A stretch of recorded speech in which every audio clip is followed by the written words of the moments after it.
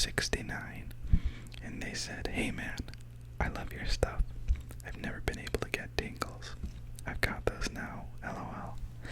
Thank you. Keep being amazing." I really appreciate that. That is the highest compliment that an ASM artist can get. I'm so glad you got the tingles, and I'm really glad that you enjoy the content. Thank you so much for being here. Hope you enjoyed today's video. Take care. Hey, how's it going everybody?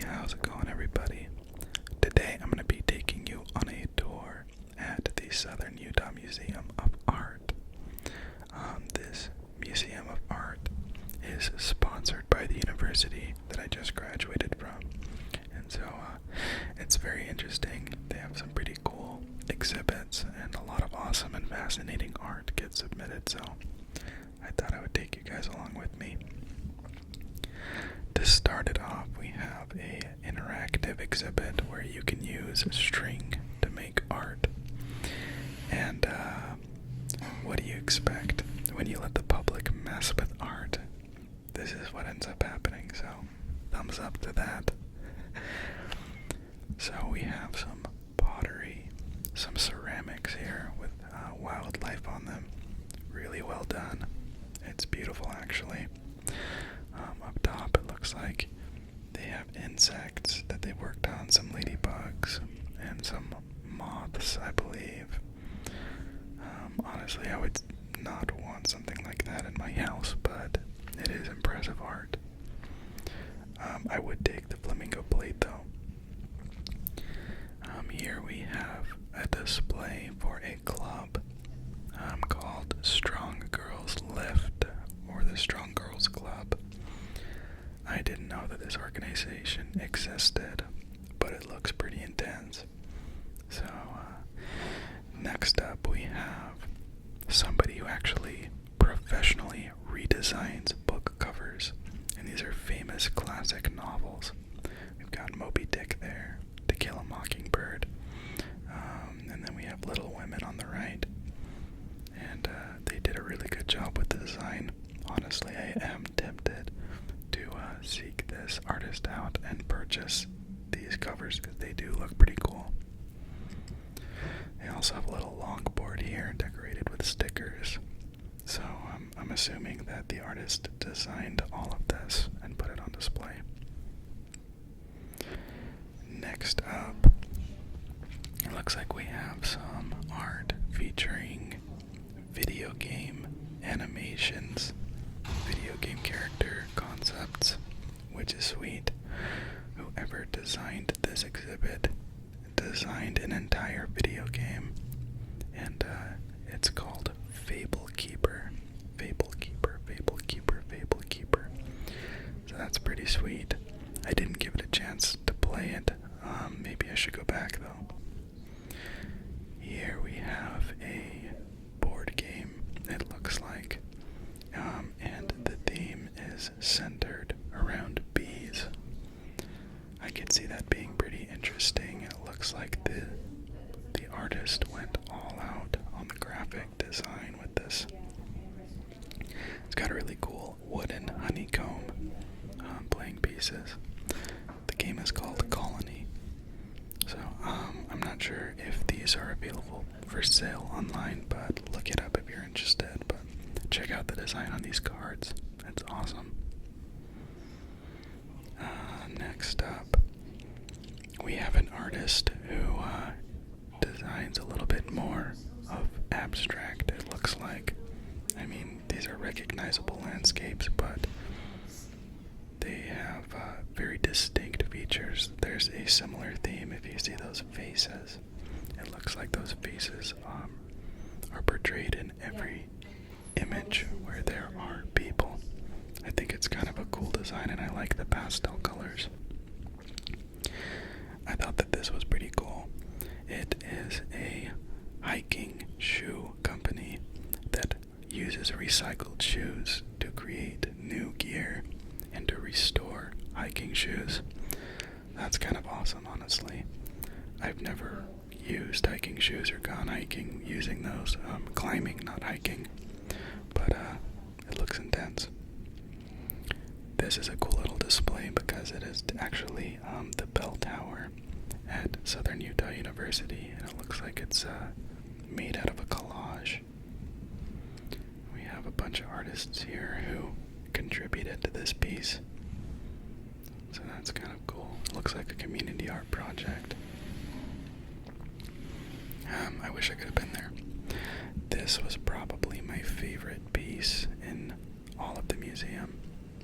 I love landscape illustrations and paintings, and I really think that they captured the essence of Southern Utah with this. It's also cool that the canvases are all different sizes, and that it seems and feels like a continuation. But as you could see there when I showed the video of myself, these are very large paintings, very large images. I could only imagine how long it took the artist to work on this painting, but it is beautiful and it definitely paid off. I love the sunset colors, the purples and the oranges. There is something so relaxing about these colors. And like I said, I really think that they captured the essence of Southern Utah. This is funny, it kind of reminds me of God's Thumb from, what's that movie? Holes with Shia LaBeouf. But yeah, it's cool. You can see that this little stream or this river has just eroded through this canyon. And it just looks like a Martian landscape. It's beautiful, and it's awesome that it exists where I live. It looks like I have the entire museum to myself. This was interesting. Somebody designed a tarot card deck. And I think that the design is awesome. It looks more urban and like graffiti art almost. Like something you'd see on the side of a mural or something. Here we get a little bit dark. As you can see, there were some women worshipping a bird creature, and here we have some vultures pecking away at a guy on a desk. I'm sure there is a lot of symbolism going on here. Looks like we have either that's a monkey or that's a man, I can't tell, lifting up some bighorn sheep who are skewering him. And here we have some serpents or sharks attacking a woman. That's kind of trippy. Clearly this man is not enjoying whatever situation he's found himself in. And here we have some children playing among the carcass of a dead giant wolf. So, a little bit dark. Not my favorite art, but impressive nonetheless. Now we have some really bright and shimmery paintings of what look like woodland elves or forest creatures. They have plants growing out of their heads and stuff. I do think that those colors are beautiful put together and that the artist did a great job. I really liked this piece in the museum. I don't know why I like it. I like that every shade is a shade of blue. And I like the way that the face is designed, that abstract looking face. And the artist clearly has a style of their own, which is awesome. They came up with it on their own. I'm assuming that is the artist there. Well, at least half of the artist's face. Over in this corner, we have what looks like illustrations from the My Little Pony TV show. I think it looks like there is a comic or a manga that was made using this art. That's kind of cool. They're playing Dance Dance Revolution. Yep. Definitely a more like a Steven Universe, My Little Pony kind of style. This was interesting. There is a local band. I think their name is The Garden Plot. The Garden Plot. The Garden Plot. I have not heard any of their music, but they have really awesome choices in their merchandise. they have here a little lyric book for each of their songs. And it looks like they actually have written quite a few, based on what I'm seeing here. But their album is called Wasting Time, and right there you can see that they have a record that has been framed. So check them out, The Garden Plot. I haven't heard them, so I'm not sure if they're any good, but they have a very pleasing aesthetic. A very pleasing aesthetic. Looks like they performed at Kilby Court, which is a venue in Salt Lake. I got some merchandise there, and they have a music video playing on this computer. I love to snowboard, and so I was pretty thrilled to see this. It looks like there is a snowboard brand that has been designed by a student here at Southern Utah University. It is called Carve with a K, and it looks pretty stunning. Really awesome shot right there of a snowboarder just flying through the air. But check these boards out. Honestly, those designs are awesome. I would totally consider purchasing one of these. I need a new snowboard. Mine has been beat. Okay, looks like we have some mythological creature sketches and illustrations here. Kind of cool. I think that you have to be a very creative person to even imagine these creatures. I wouldn't even know where to start. I got some sculptures and a little book there. That's a cool one of what looks like a peacock.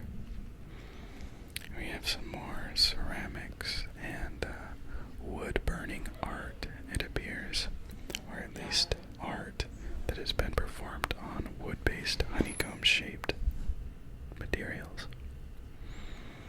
Some cool nature scenes. There's a bat there. It looks like a bird down below. Pretty cool. Winged creatures seem to be a specialty of this artist. It's pretty sweet. I'm assuming that they created those. I'm not quite sure what I stumbled upon here, but it appears to be a concept design and illustrations for a graphic island, or a graphic novel, not a graphic island. I think that if I saw that title correctly, it's called Dulcinka, or Dulcinka. That's how I would pronounce that. Let's flip through and see. Yeah, it looks like they're planning on either designing a series based on this art, or they already have, and this is just a behind-the-scenes sketchbook and guide for readers of the series. I've got little keychains. But yeah, as you can see, this was the SUU art exhibition.